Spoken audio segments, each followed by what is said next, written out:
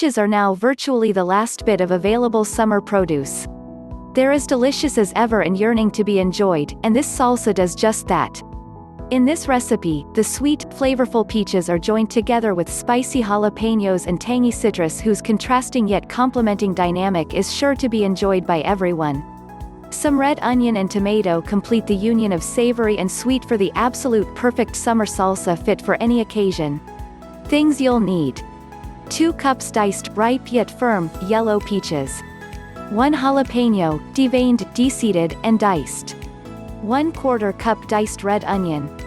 3/4 cup diced tomato. 2 tablespoons chopped cilantro. 1 lime. Salt. 1 medium bowl. Chips for serving. Step 1.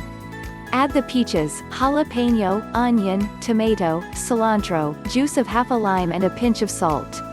Tip: if a spicier salsa is preferred, add a few of the jalapeno seeds to the bowl. Step 2. Mix everything together until well combined. Add additional salt or lime juice to taste. Step 3. Transfer to a serving bowl and enjoy right away with chips. Thanks for watching. For more great recipes, check links below.